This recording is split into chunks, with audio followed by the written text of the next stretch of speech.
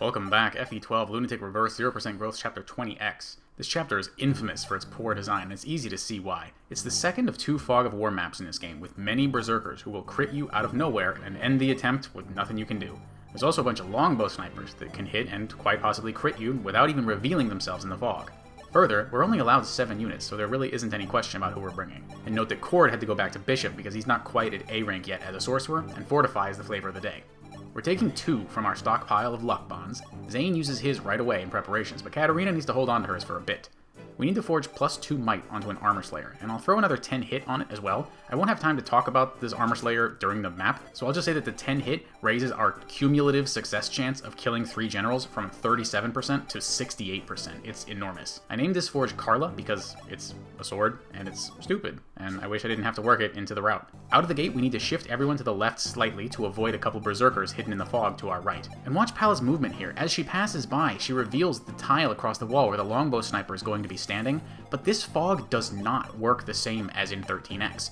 This fog reappears at the start of every enemy phase on any tile outside of the 2-tile radius of your units. So we have to position a spotter, in this case Xane, next to the wall to maintain vision of that tile where the sniper is going to be standing, so that we can attack it next turn. And the luck bond is needed on Xane for the sniper to prioritize Pala. Katarina needs to dodge 1 of the 2 berserker attacks against her, and with the extra 10 avoid from the pillar tile, they have 67 or 68 displayed hit against her, which is about a 20% chance to dodge each one. And that's not great, but it's only turn 1 and we can iterate quickly. Xane takes out the sniper with a base Levin sword thanks to the spirit dust that Katarina got from the armory. Similar to Chapter 20, these kills are significantly easier than in Vanilla Hard 3, where I had to use the forged Levin sword on these snipers. We're going to drain a lot of Levin sword uses in this chapter, so I remind you that we haven't saved any uses from unrouted crits so far. So the remaining use counts on all the Levin swords are as they should be. We need to fight another 2 berserkers, but they won't activate unless you either attack them or someone is in range of their tomahawks at their current positions.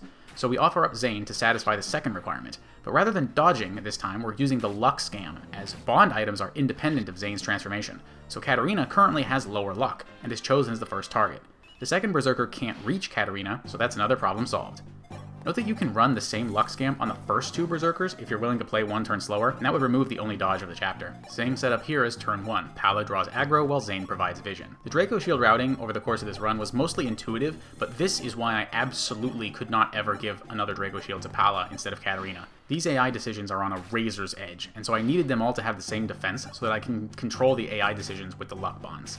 I spoke at length about how incredibly bullshit the next little room above us is in my previous run, but it's even worse this time with the reversal mechanic. First of all, there are 2 spear generals that both have to die on player phase, and most of the room is covered by the boss's meteor tome and a longbow sniper across the wall.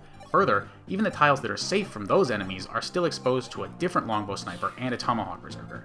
For the generals, we need to spot, kill, but that's 4 actions for only 3 frontliners.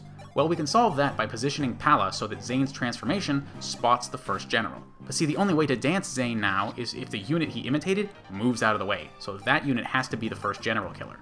Because of the reversal mechanic, Xane is now useless for fighting this turn, so he moves to spot the second general. And this one has to die from 2 range, because the tile next to it is in range of Meteor and the over-the-wall sniper. So it had to be Pala getting the first kill with the Armorslayer, and Katarina the second with the forged Levin sword, meaning Xane couldn't possibly imitate Katarina as we're used to doing.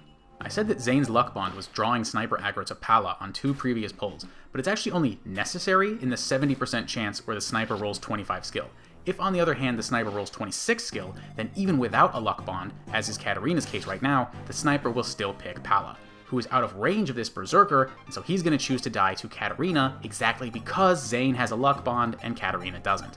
If Katarina had used the luck bond already, the sniper would attack Pala no matter what his skill is, which is good, but then the berserker would attack Xane and live, and that would slow me down by a whole turn. Katarina finally lands an unrouted crit, but there's nothing I can do about it, so just imagine the forged Levin sword has 1 fewer uses than are shown for the rest of the playthrough. Xane spots the next general, and Pala uses a very important vulnerary in range of the boss's meteor tome, but Fina can use this safe tile to dance her to the general. And Pala lives because of the vulnerary. If Katarina were any closer to the boss than this, she would pull an extra general, but any further away and she wouldn't reach the boss next turn.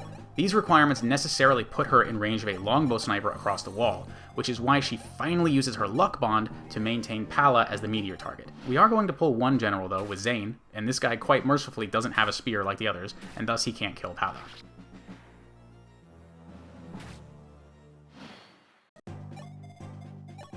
Karla can now move to where that general was standing to reveal the boss, and that's why we had to kill him, and we can comfortably take 3 shots at the boss instead of just Katarina's 2 by chunking with Mercurius on Xane. Now Katarina only needs to land 1 of her 2 swings to end the life of her sociopath mother. The chest south of Marth right now has an Excalibur tome, and it's actually possible to get it within this strat without losing anything, but I don't need it, and it sells for 0 gold, so whatever. We're out in 9 turns, 1 turn faster than Vanilla Hard 3. 20x really is a bunch of bullshit, but when I think about it just as a puzzle, it actually is pretty satisfying to solve it. So while it objectively has the worst design in the game, I think I still like it. Anyway, the next video is one of my absolute favorites in the whole run. I can't wait to show it to you, so I'll see you there, and thanks for watching.